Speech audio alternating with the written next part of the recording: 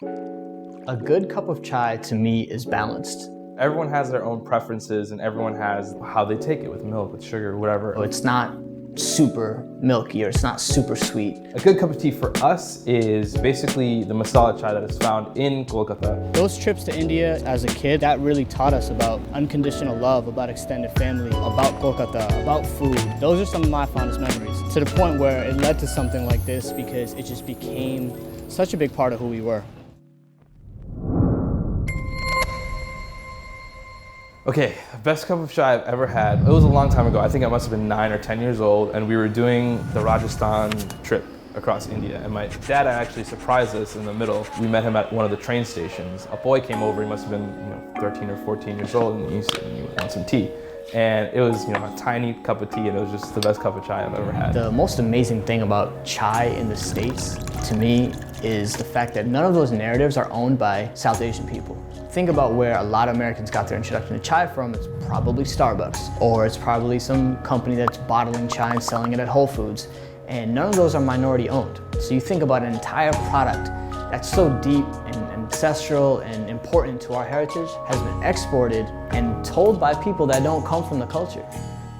Chai literally means tea. But in the context of if you're on the streets in India and you say, "Give me a chai," they're not gonna give you a bunch of tea leaves. They're gonna give you tea that's mixed with milk and some spices. And we really wanted to combine what I love about the cafe scene that I saw in Europe and America with the Indian culture and the chai culture that we love. No one's really combined those two elements before, and there seemed to be a market for that, and people were really interested in that. Kolkata Chai definitely started as a passion project and a side hustle, but I think it became something real to us when we started to get the feedback from people. Like our very first pop-up was like a private event we did for about 20 people. And I remember people going up and getting like 5, 6 cups of chai, and I was like, okay, I understand it's free, but like, there's something else going on here.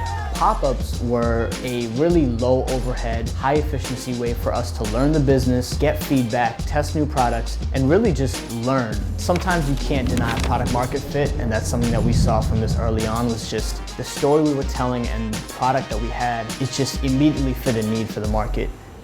This is my great-grandmother. She's, holding a classic cup of chai in her hand. Again, just going back to like how deep our family is and how far we go back. And I've been really privileged to be able to, meet all 4 of my grandparents and even my great-grandparents. For my family, it was more of the aspect of tea culture that was ingrained in us every day. Like my mom and dad have tea every single day, at least twice. Cheers, guys. Chai, cheers. At Kolkata Chai, you're coming into my home, so to speak, and I'm offering you the tea. The loose leaf tea that I'm using, specifically the one that's found on the streets of India, comes from Assam. The idea of tea being this moment where your day slows down and you talk to people and you kind of like reflect and think and just relax a little bit. That's really like a big piece of our youth, and that's something that we wanted to create in this space.